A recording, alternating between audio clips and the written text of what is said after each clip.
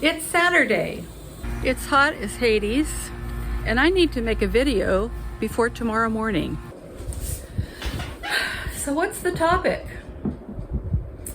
You know, I'll be honest, I've been branching out lately. I've been trying to learn how to paint portraits. I definitely don't know what I'm doing. You might remember seeing this, self-portrait, or this, granddaughter.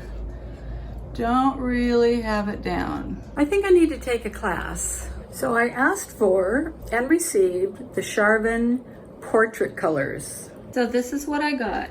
Pink coral, golden shell, coral, tanned, incarnate, flesh ochre, and transparent orange. I found one more, Aubert pink.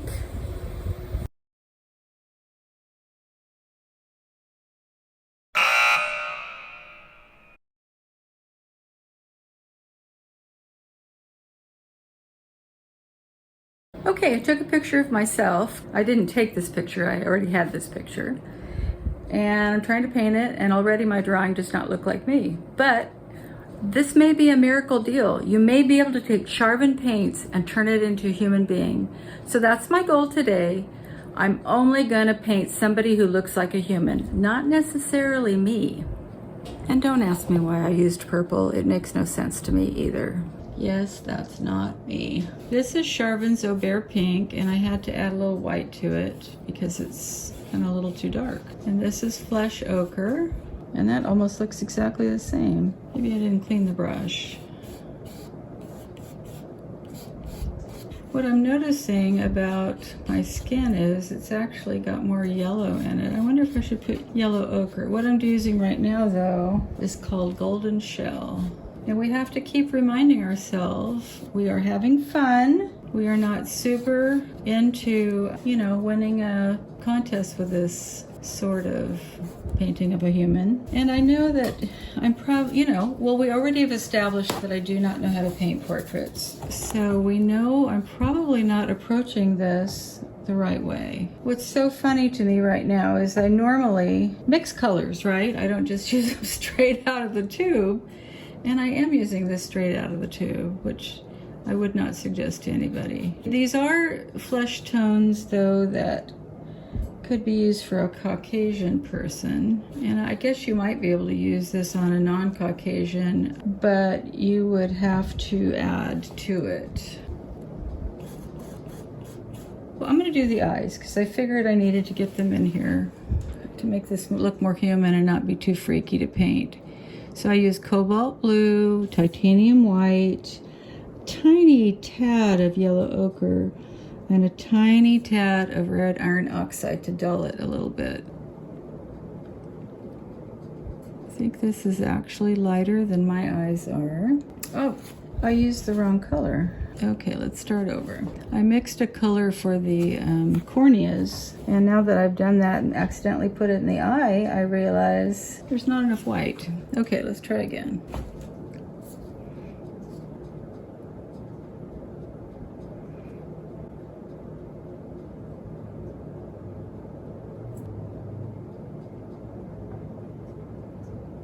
Back to the white spots on the eyes.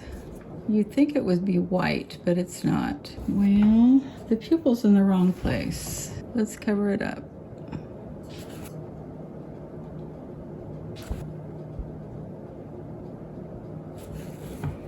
Okay, this is coral, and I mixed it with just a tiny bit of blue, cobalt blue, and this is flesh ochre.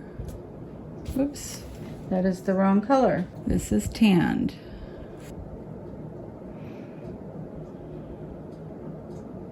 It's becoming obvious to me that this should not be black. I made this mixture with ultramarine blue and red iron oxide, and it should not be black. It should be kind of a dark gray. And it should be a little more vague.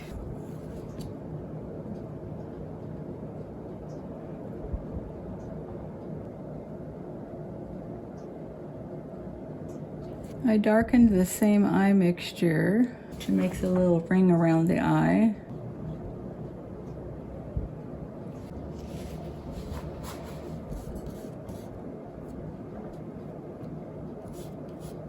I thought if I put the eyes in, that would sort of help me get kind of on track.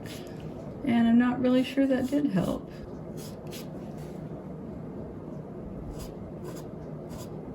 In case somebody just tuned in who actually knows how to paint portraits, you're right. I do not know what I'm doing.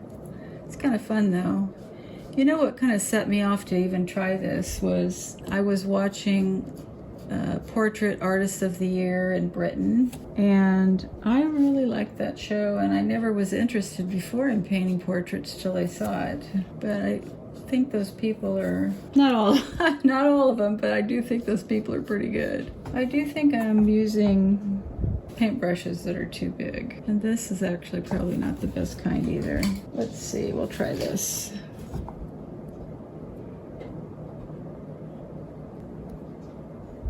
Okay, I branched out. This is yellow ochre and coral and a tiny bit of green. I'm sorry, a tiny bit of cobalt blue to dull. And I feel like these Charvin portrait colors actually do need to be mixed. Obviously. I mean, that makes sense, doesn't it? So I'm finding that I feel like I'm adding actually a lot of yellow ochre. Maybe that's not the right color to use, but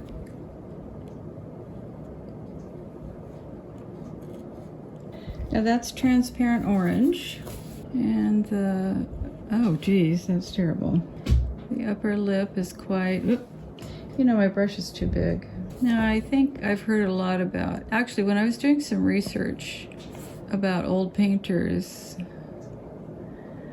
they all seem to paint self-portraits, and I think I know why, because they had someone who could hold still themselves. Eyebrows.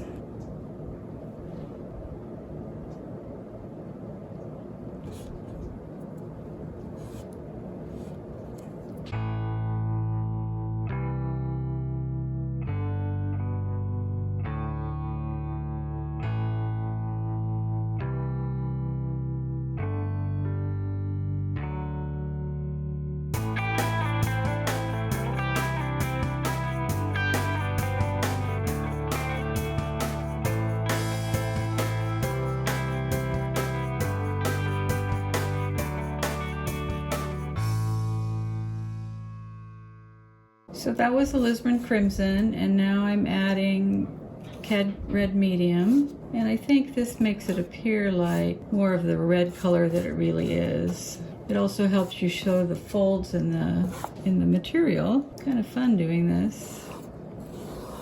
And it's very rare that I get to use the Cad Red Medium. I don't know why. It just never seems appropriate.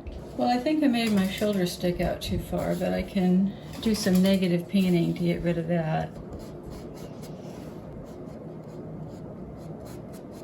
Okay, the opposite of red is blue-green. So I got out my cobalt teal. So the deal with paper, you can't really scrape it.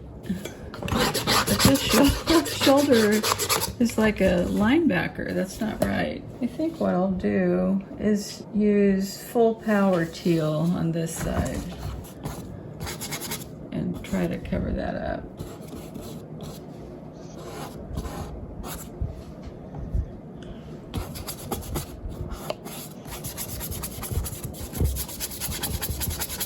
What I did with this Arches oil painting paper is I clipped it to a piece of cardboard.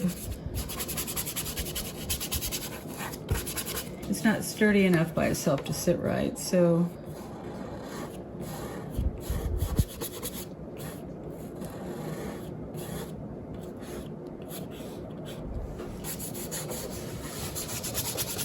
we're getting back on this side. We'll make this lighter.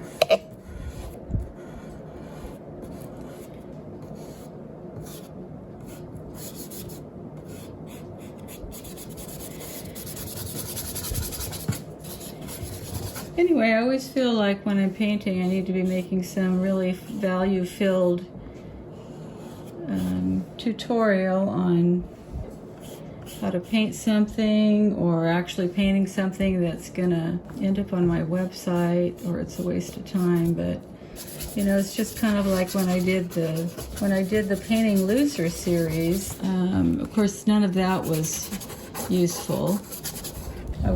Obviously those weren't for sale or anything like that, but you know, it's just a lot of fun. It's actually more fun to paint something just because you want to paint it, just to check it out. So I am looking forward to finding a class to talk about this.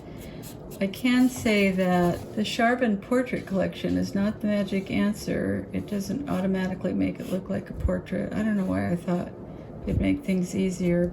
Oh, I forgot my bangs. Okay, so let's do that. I knew it didn't look like me, but there's more than one reason. I have bangs, and I didn't get them on there.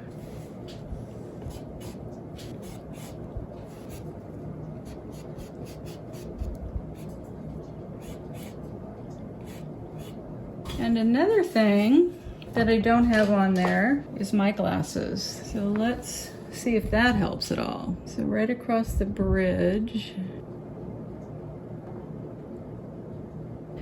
And right here I've decided to use the red iron oxide. Man, this has really turned out to be something I use every single painting all the time.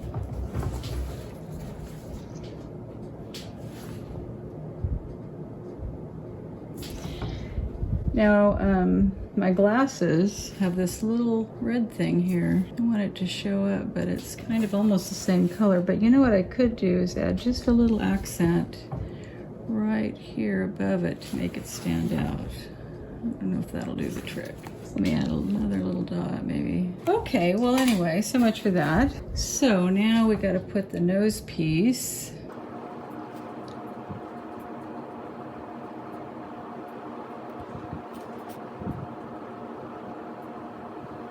Still painting with the red iron oxide. Now this side of the glasses is going to have, it's actually more golden kind of.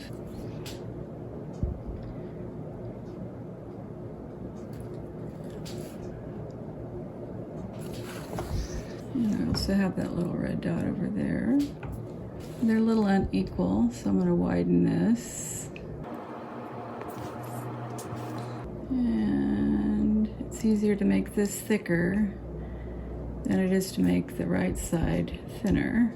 Okay, I think the clue to making this look more like a face is to get some light spots over here.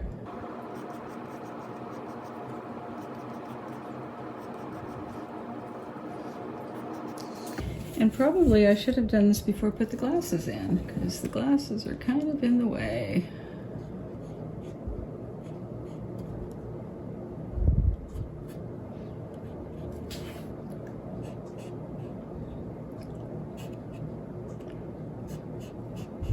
All right, so we've lost our lip.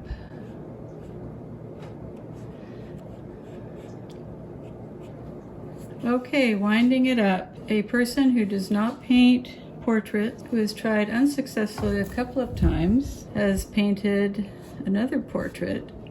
And the goal in this portrait was just to make it look like a human being. And I believe I succeeded. So if you think this looks like a human being, as opposed to a dog or anything else, then let me know in the comments. So, happy painting, have fun. That's what it's all about.